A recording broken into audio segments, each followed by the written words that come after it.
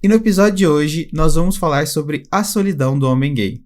Muitos gays sentem, mas a gente fala pouco sobre esse assunto. E nós vamos falar sobre a solidão dentro do armário, fora do armário, no mundo gay e também depois para se relacionar com pessoas, não só amorosamente falando, mas também amigavelmente falando. Um podcast feito por dois psicólogos para falar sobre saúde mental e muita viadagem. Um espaço para discutir tabus, dicas, dramas e, claro, te mostrar que tá tudo bem em ser gay. Pod Gay. Esse é um assunto muito polêmico. Eu quero saber, Jonah, o que você acha da gente ter escolhido isso? Porque, assim, esse tema, ele é muito... Acho que ele vem muito na sua mente também, porque se a gente parar para resumir todos os temas dos episódios, eu acho que a maioria deles, em certo ponto, tem a ver com esse assunto em si, né? Que é de tantas situações que a gente passa... de como a gente se sente perante ao mundo, com as respostas do mundo, com o contexto que a gente vive e que a gente acaba se sentindo só, embora rodeado de várias pessoas, mas de uma certa maneira só. É uma coisa que você também repara, falo, entre seus pacientes, seguidores? Total. Acho que a nossa experiência no mundo é bastante solitária, né, Lucas? E com frequência... Essa parece como uma pauta nas sessões de terapia. Não a solidão propriamente dita, mas as consequências e os efeitos dela.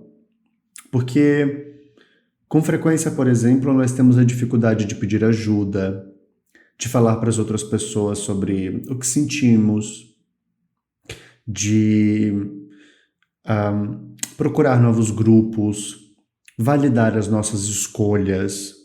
E são todas estratégias que falam sobre essa solidão, sobre a nossa dificuldade de nos relacionarmos por nos sentirmos tão sozinhos. E o que você acha dessa frase lacre que eu criei? A solidão começa na infância e não acaba com a saída no armário. Porque, de certa maneira, eu vejo isso como uma expectativa que a gente cria na nossa infância, na nossa adolescência, de vou sair do armário e o mundo vai se abrir para mim. E... antes da gente começar a falar um pouquinho de como a nossa infância acaba sendo solitária em alguns sentidos, eu queria que você comentasse um pouquinho sobre esse ponto, porque existe uma expectativa, né, de quando a gente vai sair do armário, a gente acha que vai encontrar um mundo encantado, que a gente vai ser acolhido por outras pessoas depois de passar um trauma. Talvez eu acho que não racionalmente, mas a gente tem um pouco dessa esperança. E nem sempre ela realmente corresponde. Eu acho que quase nunca corresponde, né? Porque o mundo, ele tem uma dinâmica que funciona dessa maneira. Mas o que você acha? É difícil, sabia? Dá até uns gatilhos, assim, só de pensar. É porque viver dentro do armário é viver sozinho, né? Começa aí. E eu acho que nós passamos tanto tempo sozinhos dentro dos armários que perdemos em algum momento a capacidade de nos relacionar com o que acontece fora. E quando saímos do armário, parece que emocionalmente nos mantemos presos nesse estado. E é muito triste, nossa, é muito triste, é muito difícil, porque o custo dessa solidão é muito adoecedor emocionalmente. Tem um impacto grande na saúde mental, sabe?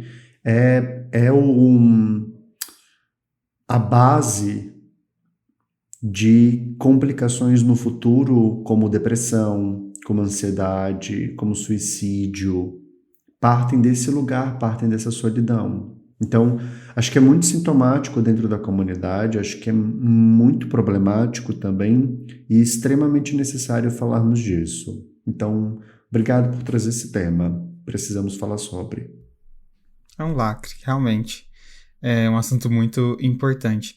E você estava falando sobre a gente continuar mentalmente dentro do armário. E você sente que, de uma certa maneira, a gente... quando sai do armário, a gente vê um mundo que já passou e tem uma dificuldade de se conectar com esse mundo que seguiu em frente enquanto a gente estava lá preso.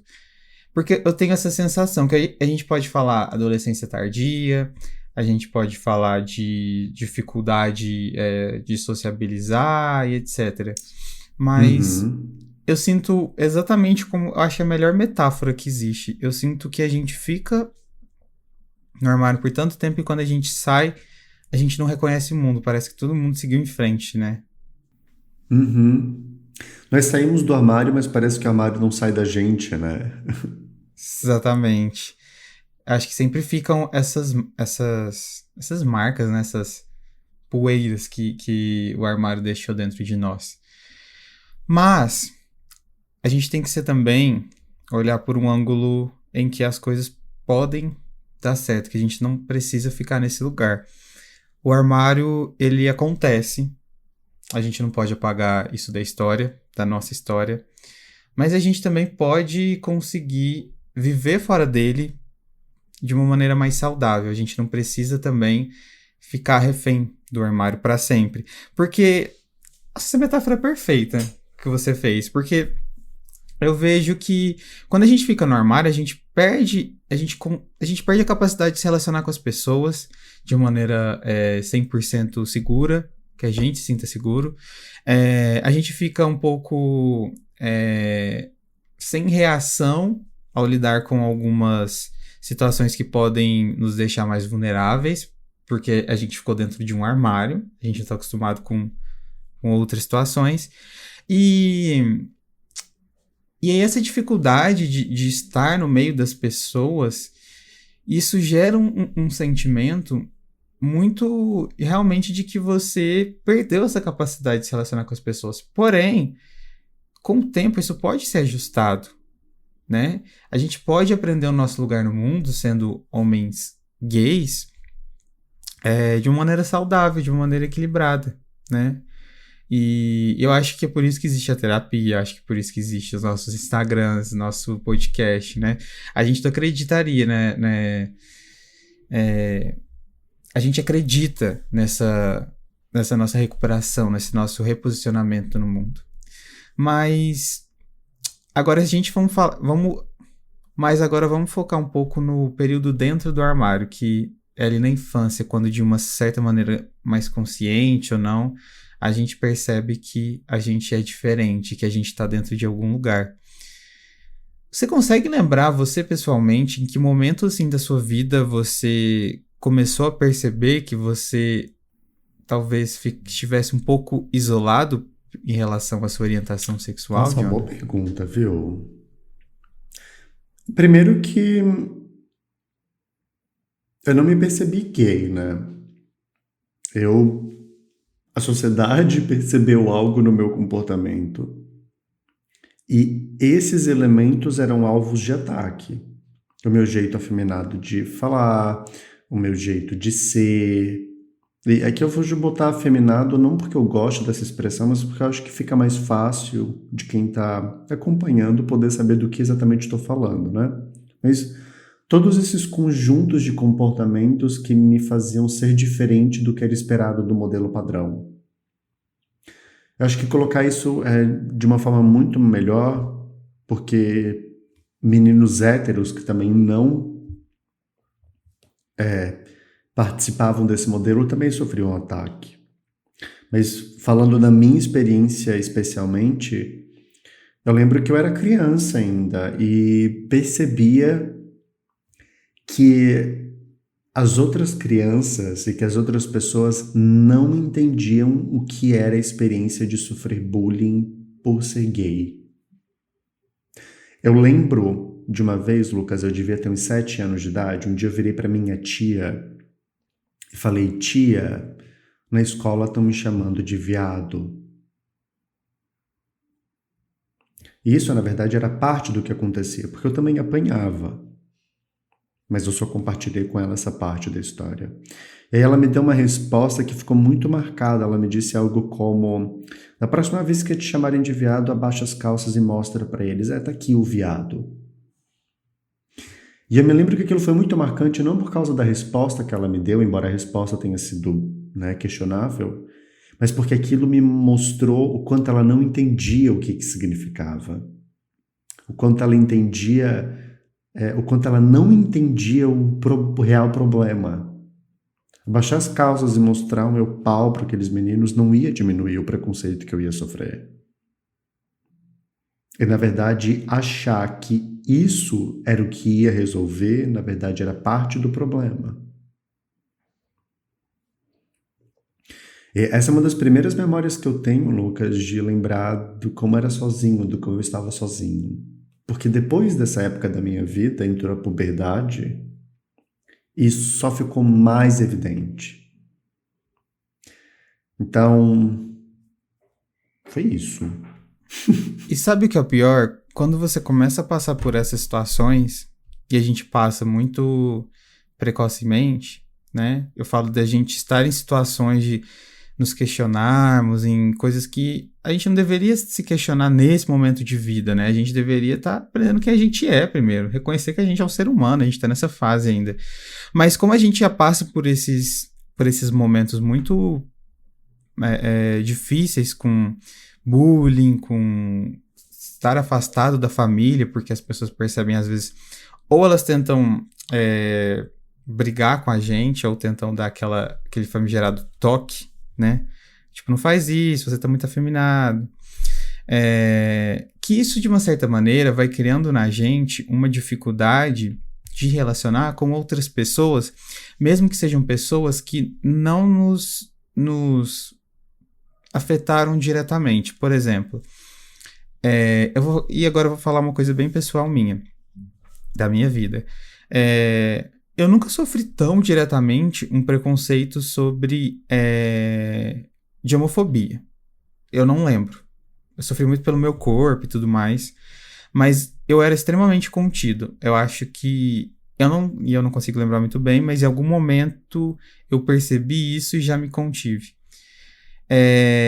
Só que eu ainda assim sofria muito pelo preconceito indireto que as outras pessoas sofriam.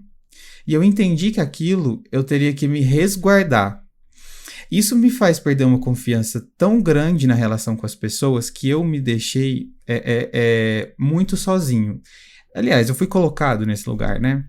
E às vezes tinham pessoas que elas nunca me ofenderam. E talvez elas até tentaram me acolher.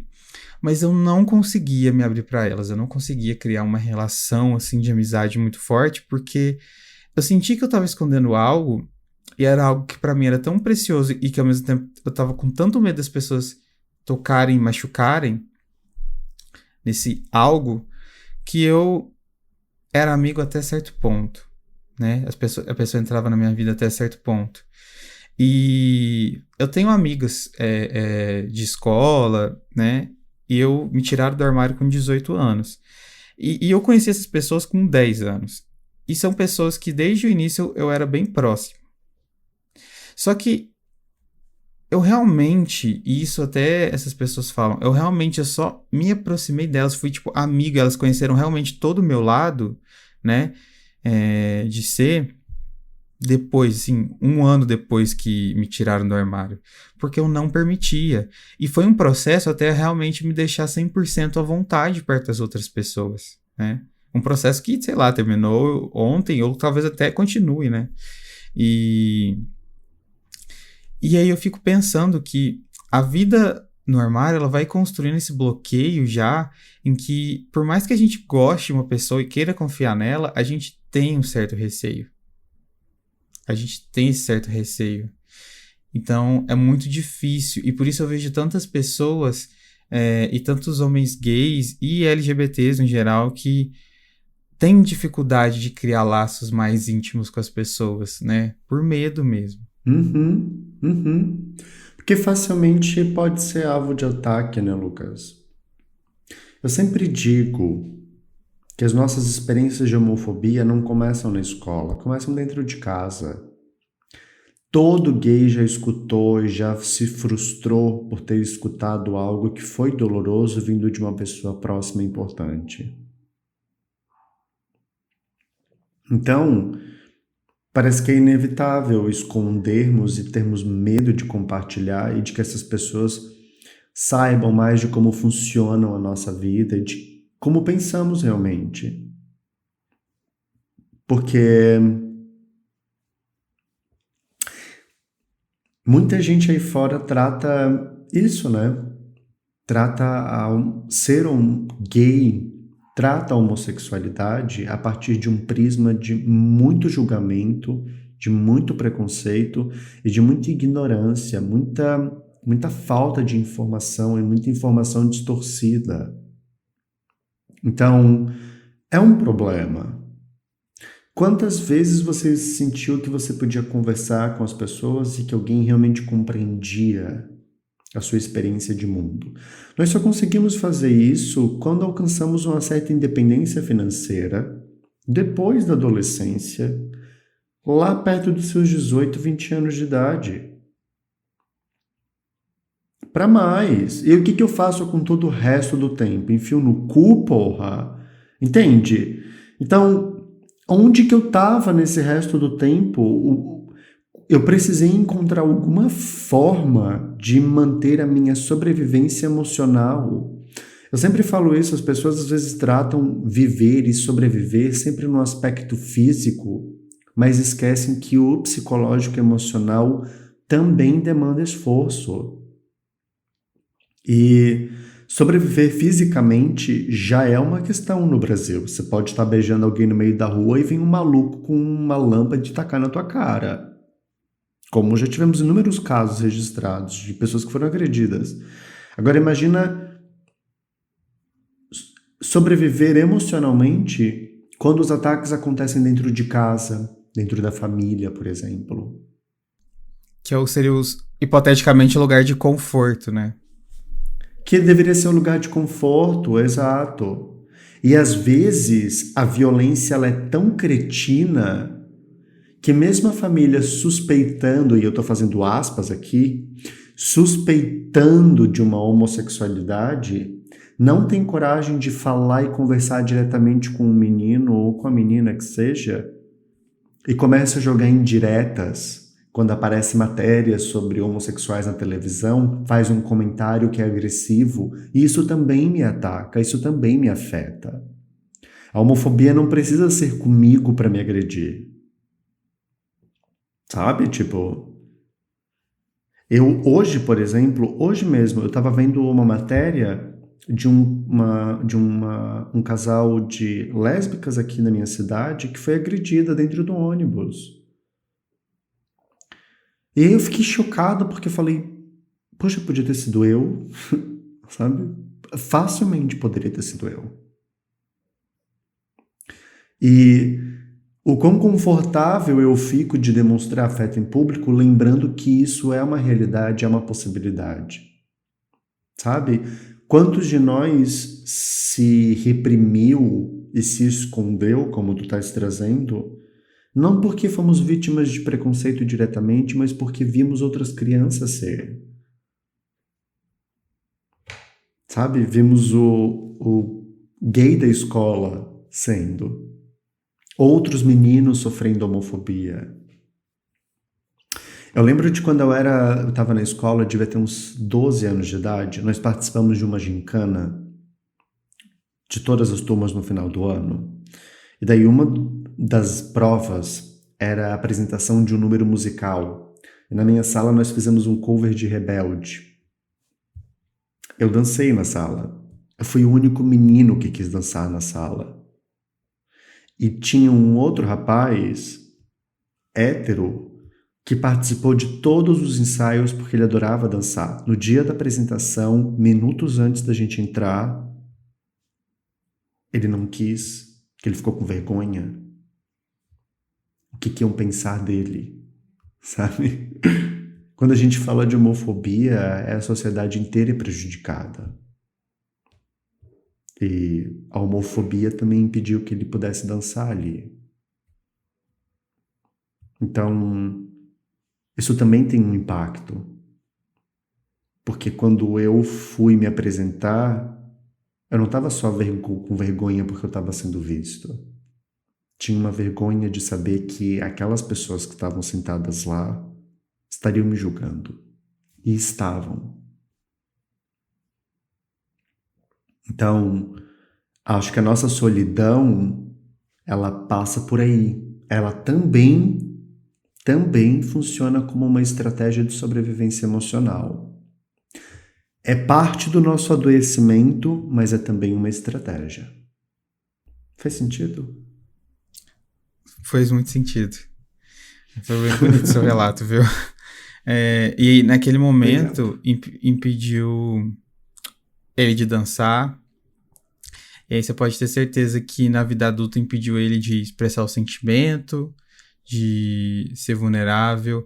Porque, e a gente quando fala, e até puxando aqui ainda pro dentro do armário, o que a gente vive dentro do armário, que normalmente as nossas primeiras fases de vida, a gente carrega muito no nosso comportamento adulto. Então, se a gente quer encarar essas questões que a gente vive hoje, é preciso a gente retomar o nosso eu dentro do armário. Quais situações a gente viveu? Quem a gente era? O que a gente acreditava? Quem eram as pessoas ao nosso redor? O que elas falavam sobre o nosso jeito, sobre a sexualidade? Porque as coisas que acontecem lá, elas são muito, muito importantes para o nosso comportamento de hoje, para quem a gente relaciona, como a gente veste, como a gente fala, né? Pequenas coisas. Então, assim, se você quer retomar muitas questões da sua vida, relacionamento, como você sente com a sua família, como você sente com a sua autoestima, é importante rever esse passado que talvez não seja nem tão distante, ou que você ainda esteja vivendo, para você conseguir ter uma maior consciência e uma maior segurança sobre você mesmo, né? Que é muito importante. Porque é o momento que a gente... E normalmente o dentro do armário são momentos em que a gente tá descobrindo a nossa personalidade, que é na nossa adolescência. Então, assim, isso afeta muito. Porque ao invés da gente descobrir nossa real personalidade, a gente tá parado inventando outra, né? A gente não explora. E... criando personagens. Nossa, isso é uma coisa que eu só fazia muito. E de uma certa maneira, pelo menos hoje em dia, eu sou uma pessoa criativa. Pelo menos eu me considero criativo para algumas coisas. E eu acho que de tanto que eu pensava, sabe? De tanto que eu tinha que pensar, elaborar as coisas, criar quem eu queria ser, quem eu deveria ser, como as pessoas deveriam me olhar. Então, acho que isso me deixa um pouco criativo, me deixa um pouco mais ligado no mundo das ideias, né? Mas agora eu acho importante também a gente falar da fase fora do armário. Começando pelo saindo do armário, que eu acho que é um movimento muito difícil abrir a porta do armário, começar a ver o mundo ali fora, as pessoas assistindo você sair. E isso pode causar uma solidão também que, putz, ela dói, porque a gente cria uma expectativa do que de como as pessoas vão reagir e nem sempre condizem. Às vezes é uma expectativa que condiz favoravelmente, quer dizer, que não corresponde favoravelmente, mas muitas vezes negativamente, né? De pessoas que se afastam. E aí a gente fala de uma solidão bem óbvia, né? Porque é literalmente pessoas se afastando. Você sentiu isso acontecer com você na sua vida? Curiosamente, não. Quer dizer, também, mas acho que no momento em que eu saí do armário, foi um momento de muita transformação na minha vida, porque dentro de casa eu vivi um inferno, foi caótico. Mas fora de casa, eu finalmente estava em paz, porque aquilo não precisava mais ser uma questão para mim. E naquele momento eu passei, na verdade, a ter apoio, porque daí eu pude compartilhar com as outras pessoas, com quem estudava comigo, com os meus amigos, amigas, enfim. Primeiro lugar, quem eu era, de fato, o que não chocou ninguém na época. Mas depois pude ter apoio e suporte para que as pessoas pudessem compreender um pouquinho do que acontecia na minha vida fora da escola. Porque tinha muito mais para além daquilo que eu dizia. Então, eu tive várias perdas. Eu me senti muito sozinho dentro da minha família, muito deslocado. Participar de reuniões familiares, por exemplo, era bem difícil. Mas fora de casa, eu me senti muito mais poderoso. E, inclusive, eu acho que foi o suporte que eu tive dos meus amigos na época que me impediu de ter adoecido ou até mesmo de ter cometido suicídio naquele momento. Porque o primeiro ano pós saída do armário foi infernal na minha vida. Infernal. De pressão, de cobrança, de expectativa, de vergonha, de culpa, de religião no meio dessa história toda. E eu sempre fui um bom menino, então de não conseguir contrariar a minha família, de sentir que eu estava fazendo algo de errado, de que eu era um problema. Foi um inferno. Quando eu finalmente consegui superar isso, assim, e lidar com isso, e de entender que não era a minha sexualidade o problema nessa história, demandou um tempo e foi libertador. Mas até lá foi uma experiência solitária, assim, de... Parecia que eu era um estranho dentro de casa, sabe? Eu chegava, as pessoas falavam comigo, né? E ninguém me conhece de fato, assim. Eu tô aqui falando sobre como é que foi meu dia, mas... na escola foi legal. Na verdade, o que eu queria ter dito era de que eu passei o dia inteiro chorando, de que eu tava triste, de que eu sofria bullying na escola, de que eu apanhava. Eu não podia falar essas coisas. Você acredita que eu tive apoio? Dentro de casa também não foi muito legal, mas de uma certa maneira, em geral, eu tive apoio, mas eu me senti muito sozinho. Sabe por quê? Porque eu saí do armário, ok, beleza. Mas aí eu fiquei, tá, mas quem que eu sou agora? Agora eu posso pensar em quem eu sou, não preciso ficar criando personagem. Aí eu fiquei, putz. E aí quando você não sabe quem você não se sente conectado às pessoas. Você não sabe nem se você quer ser amigo daquelas pessoas. Então, e aí você fica, caralho, e agora? Você fica exatamente. E aí eu me senti muito solitário. Aí depois de um tempinho, as coisas começaram a fazer mais sentido na minha vida. Comecei a fazer o que eu queria, o que eu gostava, descobri que eu não gostava. E assim, gente, eu falo assim pra quem tá nessa fase, a gente quer entender e compreender sobre nós, assim, exatamente tudo que a gente pensa, a gente quer viver tudo assim de uma vez. Mas calma, porque a gente nunca vai entender tudo da gente mesmo, porque somos seres humanos em constante movimento, a gente é muito complexo.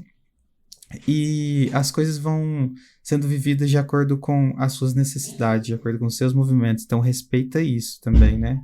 O seu movimento, a sua necessidade de ir, porque a gente já sofreu tanta violência, né? Porque aí a gente não tem que ficar se colocando mais pressão, não, né? Eu acho que esse é o momento da gente ir mais natural. Então, e eu acho que essa solidão, ela é muito difícil do pós, né?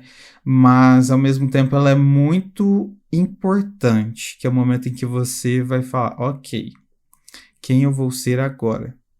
Aliás, quem eu sou agora, né?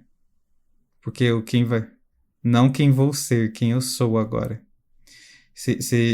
Que na verdade você já estava vivenciando quem você era há muito tempo, só que não estava colocando em evidência, né? Então tá difícil enxergar. Aí desenterrar isso. Mas também depois de um tempo é muito gostoso, né? Assim, você ficar descobrindo os primeiros estudos. Nossa, eu lembro quando eu fui numa primeira balada LGBT. Gente, era tudo. O primeiro cara, assim, que eu beijei, não sei o quê. Era muito confuso, mas era muito bom, assim, era uma sensação de liberdade muito gostosa, sabe? Tipo, porque em um dia eu era o Lucas hétero e no outro dia eu tava chupando o tá zoando. No outro dia eu tava sendo gay, entendeu? Em paz. Então, é muito gostoso também. Sim, sim, sim. E de estar dentro de um espaço onde as pessoas não estão preocupadas se eu sou gay, assim. Na verdade, elas estão pouco se lixando porque elas também são. O meu momento de redenção, assim, meu momento de... Nossa, que incrível. Foi logo depois que eu terminei a escola e fui trabalhar e meu primeiro emprego foi numa empresa de telemarketing. E quem já trabalhou com telemarketing sabe, tipo, de cada 10 pessoas que trabalham lá, Por 12 quê, são né? LGBT+. Então,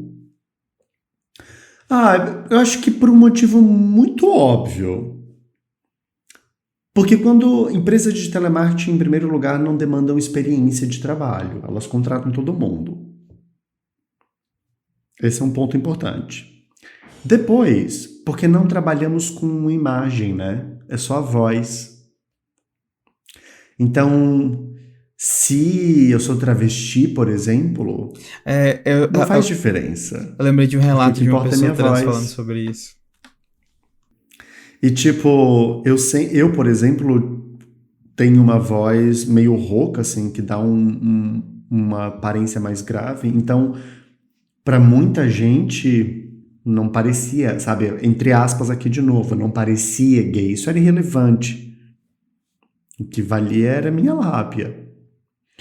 E eu lembro de ter ficado chocado, assim, chocado de ver tantas pessoas LGBT+, lésbicas, falando com naturalidade, que foram na balada, pegaram não sei quantos, que beijou mulher, depois beijou homem, depois beijou mulher de novo, depois beijou mulher e homem junto. E eu ficava, meu Deus, era sobre é isso que eu quero na minha vida. É disso que eu preciso. Não da curtição, mas da liberdade, sabe? De conseguir falar com naturalidade e sem vergonha nenhuma, assim, de tipo, é assim que eu sou. E ali eu tive o meu momento de me descobrir, de me perceber, e foi onde eu comecei a ter os meus primeiros contatos com outros homens gays, como amigos, e de começar a flertar com outros homens gays, e de ir me descobrindo dentro desse universo, e percebendo também que eu tinha várias inseguranças, várias dificuldades. E eu acabei de me dar conta de uma outra coisa, assim, agora falando sobre isso aqui, que no momento em que eu me senti seguro, a primeira coisa que aconteceu foi explorar a minha sexualidade. E aí, não era tão importante falar de como eu me sentia, mas sim de quais caras eram gatos e quem queria me pegar e quem eu ia pegar também. Que parece um comportamento que fica muito forte dentro da nossa comunidade, né? Depois que o gay se assume, depois que o gay sai do armário, a primeira coisa que ele vai fazer não é chorar sobre os traumas e sobre as dores dele. Ele vai beijar na boca e vai pegar todo mundo. E daí agora você está ouvindo e deve estar pensando, Jonah, mas não é isso que deveria acontecer? O problema é que muitas vezes a gente para aí, não consegue aprofundar as relações e permanece sozinho. Permanece só beijando todo mundo, passando rodo, passando rola e não consegue dar um passo além. Quantas vezes, Lucas, e você que está nos ouvindo agora, se pergunte, quantas vezes você sai pra balada, tá mal, tá na merda e não compartilha com seus amigos? Vai pra balada pra passar o rodo, pra beijar todo mundo e não chama um amigo pra ir na tua casa, bater um papo, conversar porque você precisa chorar. A gente não faz. E daí eu te pergunto, gay, você que tá cheio de amigos, você tá bem acompanhado ou continua se sentindo sozinho? Nossa, você tocou num ponto muito importante, porque... E aí, a gente não aprende a lidar com os problemas e eu, assim, agora eu vou falar por mim novamente, tá bem? Tá ficando pessoal esse podcast, né? Mas eu fiquei tanto tempo me... A E fala. qual deles não é? Eu devia chamar Terapia de Lucas e John. Eu fiquei tanto tempo, assim, negando e escondendo o que eu sentia que parece que na fase adulta isso continua, só que não é porque eu penso, vou esconder. É que, tipo, já é automático. A gente se poda, né? E a gente não passa mais realmente dessa fase de vou curtir e tudo mais, porque a gente não aprendeu a sair dessa fase. Tipo, é até aqui que a gente conseguiu ir. Falo de maneira geral, claro. Mas, poxa, é muito difícil ir pra próxima, porque a gente não aprendeu, né? E sabe um outro ponto que eu acho importante a gente falar, mas que acontece muito e pode ser um ponto muito relevante das pessoas da comunidade pensarem. que a solidão se aprofunda muito depois da saída do armário, porque muitas dessas pessoas ou mudam de cidade porque se declararam, ou se declararam porque estão em outra cidade, ou tem que mudar de bairro, sair de casa, né? E isso você vai para um lugar desconhecido que já é difícil e aí você se depara com outro problema, né? E por isso que é tão importante a gente, quando está nesse processo, ter alguém que seja um profissional para acompanhar a gente, eu falo acompanha entre aspas, de ter uma base, sabe? Porque sair de um lugar para o outro sem a gente ter nada é muito difícil, ainda mais numa fase em que a gente está saindo do armário, que já é muito mais difícil. Então é importante, né, ter um apoio, né, que te conhece de antes e vai continuar em contato nesse seu novo mundo, nesse seu novo lugar, né? Eu acho muito importante. Uhum. Mas aí vem a pergunta, né? Será que esses contatos de antes realmente te conheciam? Sabe, tipo, esse é o ponto. Será que a gente se conhece, Lucas?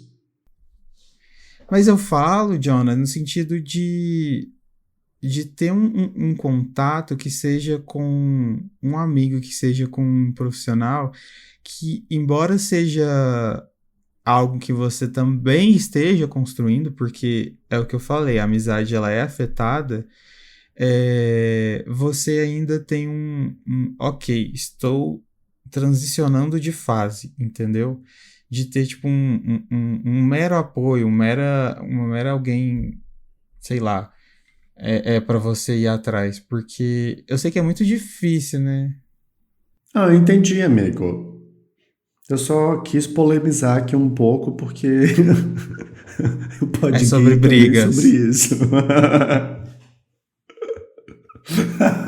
É sobre polêmicas, é sobre dizer o que está implícito, mas precisa ser Agora, vamos dito. falar de um ponto que eu tenho certeza que a maioria das pessoas pensaram na hora que deram play nesse podcast, mas que a gente ainda não falou, que é a solidão de estar no mundo gay. Porque assim. Hum, porque assim. Porque assim.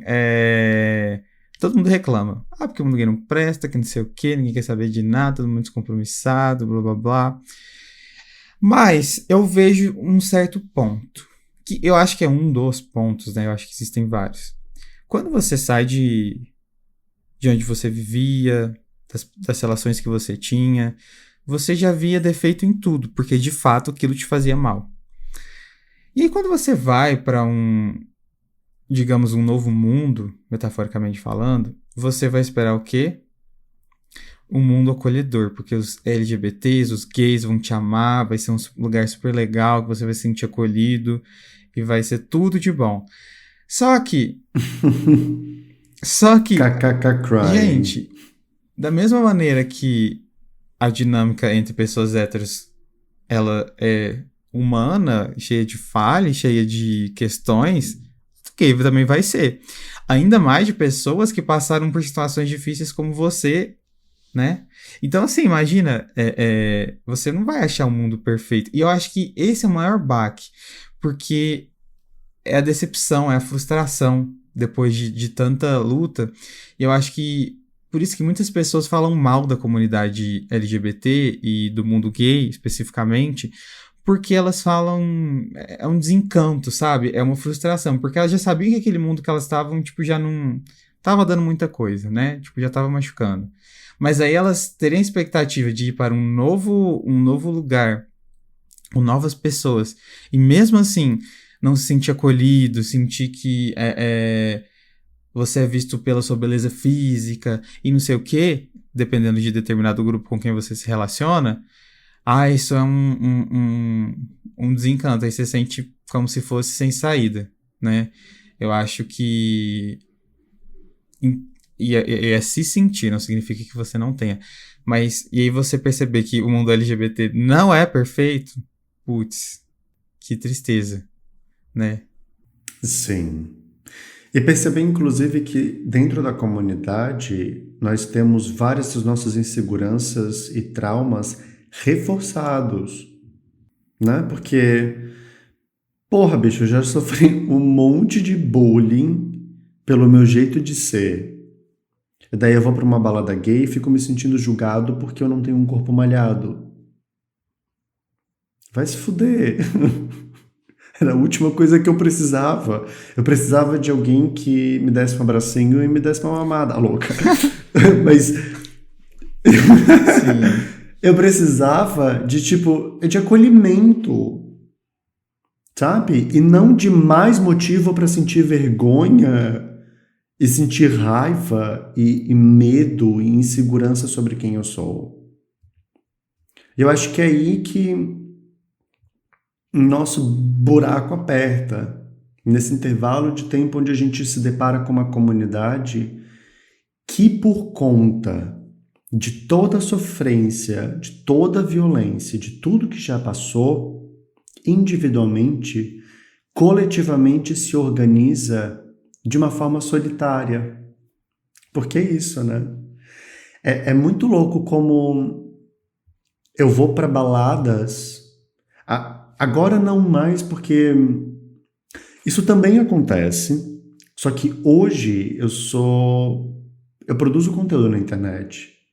Hoje vários gays me conhecem e quando eu ando na rua, muitos vêm me abraçar, vêm me beijar, vêm me agradecer.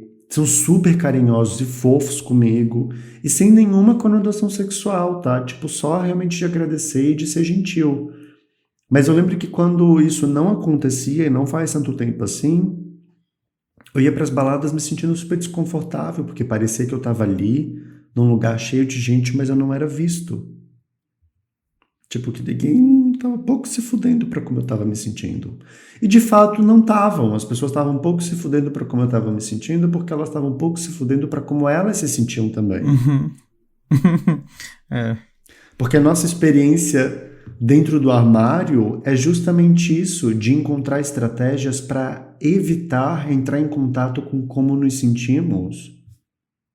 Porque é exaustivo demais, é cansativo demais, gente. Por favor, sabe? É tanta pressão, é tanta cobrança que não me surpreende que a gente chegue na vida adulta com perdas de memória, sabe? Quantos de nós lembra do período escolar? De ter memórias completas e concretas e várias memórias, são poucas. Por quê? Porque provavelmente o período escolar era um período de tanta ansiedade que só o fato de se arrumar para ir para a escola já era motivo de angústia e sofrimento. Né?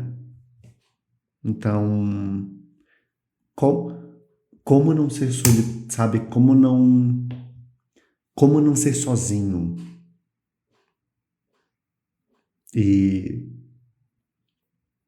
Enfim, eu tô com vontade de dar um abraço, Lucas, de dar um abraço em quem tá nos ouvindo agora também.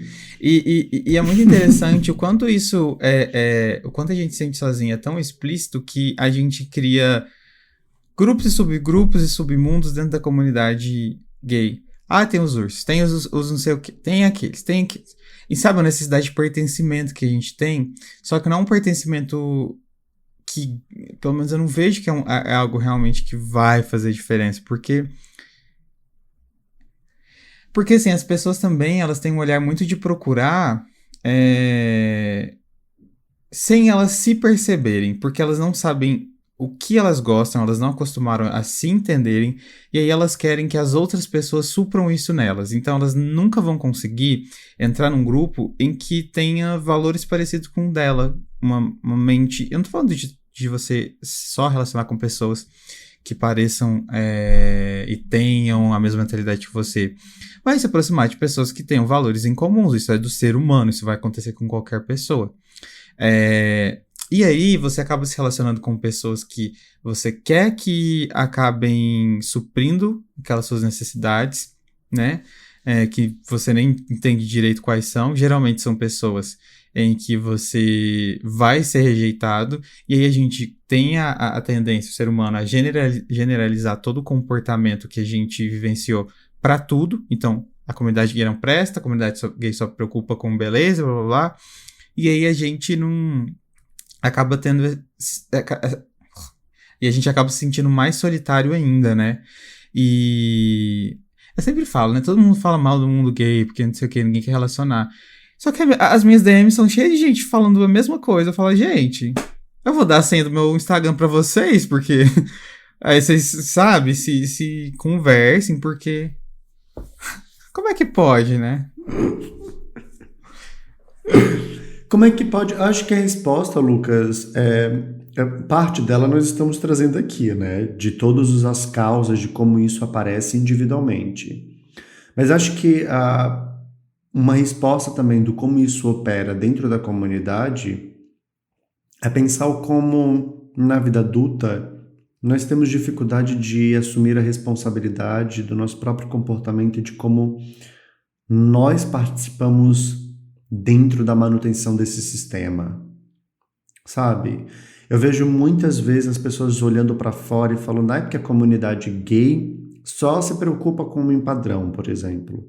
Daí eu fico, é mesmo? E quando tu tá nos aplicativos, tu responde o tap de quem? Uhum. E daí agora vem olhar pra minha cara e dizer que a Ninguém nunca é o outro lado, né? Ninguém gay? nunca. Ninguém nunca é o outro lado, é sempre a comunidade. Sabe? Tipo, a comunidade só gosta de cara sarado, legal. E o que acontece quando tu recebe um match com um cara gordo? Tu vai num date? Tu responde na mesma hora? Ou tu fica dando ghost, enrolando até que o cara desfaz match? Sabe? É desse tipo de coisa que eu digo, assim, porque vivemos dentro de uma comunidade que está em sofrimento. Legal, ok. Isso é uma informação. Quer dizer, não legal que seja um sofrimento, mas, enfim, vocês entenderam. Agora, de que forma eu posso contribuir para minimizar esse sofrimento? E o como que isso impacta a forma como eu lido comigo também. Sabe? Não é só jogar apontar o dedo e dizer que a comunidade faz Y, X e Z. É sobre assumir a responsabilidade e perceber que isso também está presente em mim, presente na minha forma de ver o mundo, e que eu também sou um agente de transformação. Porque não adianta nada você estar aqui agora, por exemplo, ouvindo esse podcast e terminar esse episódio e ir pra balada ficar julgando outros gays, cara. Não é. É justamente para você ir para uma balada e ver outro gay e falar, é isso aí, sabe? Seja o quão gay e seja o tipo de gay que você quiser ser. Tá tudo bem. Encerre o ciclo dessa homofobia internalizada, sabe? Encerra o ciclo que tá dentro de você. Nossa, parecendo muito coach, mas encerra um ciclo que tá causando em você esse afastamento, sabe? De outras pessoas, em que ninguém se vê do outro lado, mas todo mundo alimenta o outro lado, entre aspas, porque é tudo o mesmo lado, não é? Sabe, Lucas, eu lembro que quando eu comecei pra balada, eu lembro claramente, eu tava na faculdade, e daí um dia eu fui com 2 amigas. E eu fiquei frustrado porque eu ia várias vezes pra balada e nunca beijava ninguém. Eu nunca dava em cima dos boys, mas também ninguém nunca dava em cima de mim. E daí um dia uma amiga minha virou e falou assim, Jonah, tu já percebeu como que tu... Essa minha amiga que foi pra balada comigo virou e falou, Jonah, tu já percebeu como que tu age na balada? Eu falei, não, eu não me vejo de fora, né? E daí ela virou e falou, cara, tu fica com a cara fechada, encarando as pessoas. Parece que tá julgando todo mundo ao teu redor.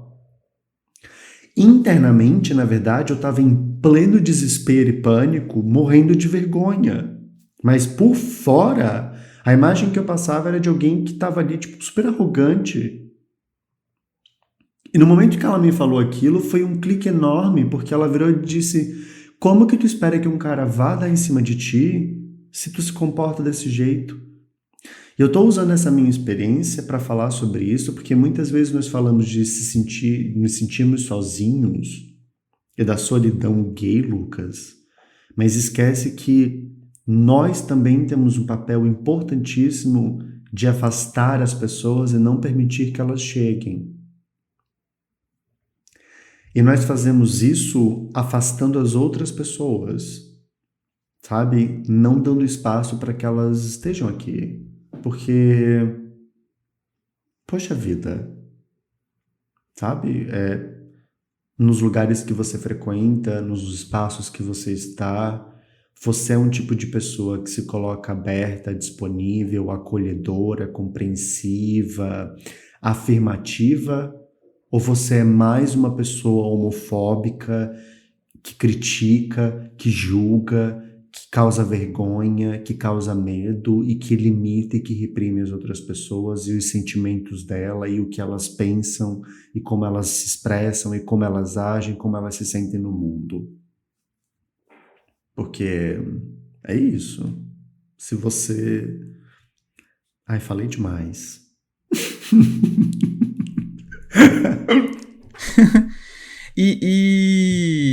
Mas eu queria aproveitar que você está falando até dessa questão de beleza e tudo mais, e falar de um assunto importante que nós dois não passamos, mas que a gente entra em contato com pessoas que passam, né? Que é além da homofobia, o racismo, né? Porque o racismo ele está muito presente na sociedade, inclusive no mundo LGBT. E aí essas pessoas, além delas passarem por tudo isso que a gente está falando aqui, elas ainda passam pelo racismo. E aí é mais uma solidão. É mais uma dificuldade de ser olhado, de ser querido, de ser amado. E assim, porque existe hoje, acho que acredito até pela cultura do pornô, super gosto de caras negros e não sei o quê, mas pra transar. Né? Porque viram fetiche. Mas e para ter uma relação, para ver essa pessoa além, entendeu? Você já considerou, você ali quando estava no aplicativo mesmo, ali no Tinder da vida, você já deu match, você já se interessou? Porque às vezes o cara pode ser, e não que tenha que ser, tá? Não me entendam mal. Pode ser o padrão que for de corpo, de musculatura e não sei o quê, mas muitas pessoas recusam por racismo, sabe? Uma maneira racista de aprender o que é bonito, o que não é, e não sei o quê. Então, assim, a gente tá falando há um tempinho, mas acho interessante a gente dedicar um episódio somente a esse tema, a gente trazer um convidado, né, que acho que pode acrescentar mais ao nosso debate, mas o fato é que a gente tem que considerar isso também, que existem outros preconceitos dentro do preconceito, né? Que no caso é a homofobia. E agora outra coisa que eu até anotei essa frase aqui quando eu tava criando o roteiro continuando falando sobre beleza, é que muitas vezes, se você é um homem, eu vou até ler, se você é um homem gay, achar outro homem bonito pode ser invalidar a própria beleza. O que isso quer dizer? Pois é, que muitas vezes quando a gente não está seguro de si, a gente tem um olhar um pouco inseguro para as outras pessoas, a gente acha que se a gente vê um cara bonito, ele vai ser uma competição. Ou se vê um cara bonito, a gente acha que ele é o nosso oposto. Portanto, a gente é feio.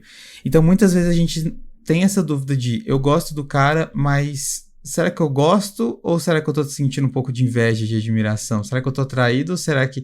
E tem sempre essa dúvida, sabe? Que mexe com a gente também e faz a gente se isolar ainda mais em relacionamentos. Não é? Sim, Lucas. Sim, sim e sim. Com frequência ficamos nesse lugar de desejo, né? Ou do outro, ou de ser o outro. Nós criamos um desconforto com a nossa própria experiência. Eu acho que isso, assim, tipo, de uma forma bem sucinta, o tema desse episódio poderia ser resumido aqui. Nós criamos, estar dentro do armário cria, ou melhor, temos sido termos sido colocados dentro de armários nos obriga a nos distanciarmos da nossa própria experiência. E o que significa isso? Paramos de prestar atenção no nosso corpo, achamos que nós não somos atraentes o suficiente, que tem algo de errado com o nosso jeito de ser, nosso jeito de pensar.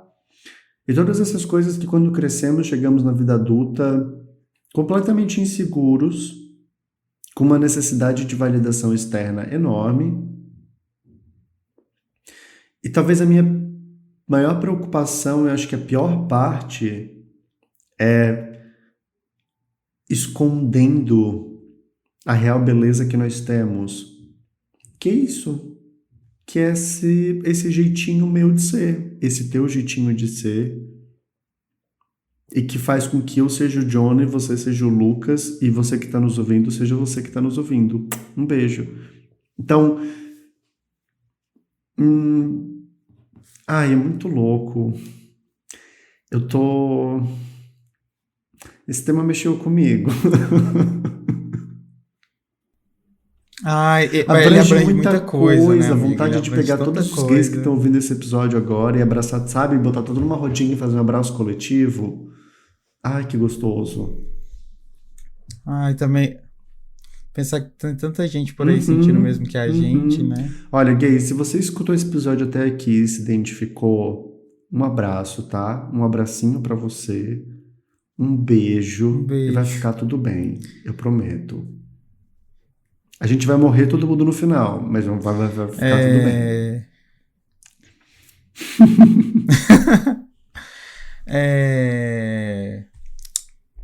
Vamos encerrar já por aqui? Eu não fiz o segue e eu acho que tá ficando longo. Bom, então, com esse abraço virtual que a gente deu nos nossos ouvintes, a gente vai ficando por aqui e eu espero que vocês, além de terem essa reflexão que eu sei que é muito dura, pensem que também existe uma maneira da gente não se sentir só, até porque a solidão, ela não necessariamente acontece quando a gente tá sozinho fisicamente falando, né, de ter pessoas ao nosso redor. Mas ela pode acontecer quando você tá no meio de uma multidão e você se sentir acolhido enquanto estiver fisicamente sozinho, não é? E Ana Maria Braga aqui do nada. Louro José, então... Mas enfim, de fato é um episódio muito importante. Se você ouviu, compartilha. É muito importante pra gente. Onde as pessoas te acham e como elas te marcam, John? Eu só queria, antes da gente terminar e ir para essas partes, dizer que se você tá se sentindo sozinho nesse momento, saiba que você não está gay. Nós estamos aqui, estamos todos juntos. E procure um outro amigo gay que eu sei que ele também tá se sentindo mal, também tá se sentindo sozinho. Vocês podem ser a presença e a companhia agradável e a validação um do outro, tá? E ouve esse áudio com carinho, ouve esse episódio com carinho, que ele é importante. E as pessoas podem me encontrar, Lucas, no Instagram, no TikTok e no Twitter, como @meupsiegay sem acento. E você? _ Lucas De Vito no TikTok, Instagram e no Twitter. Acho que é isso, né, então. Muito obrigado quem assistiu até aqui. Assistiu não, né? Ouviu até aqui. E beijinhos até semana que vem. Um beijinho, até a próxima quinta. Tchau!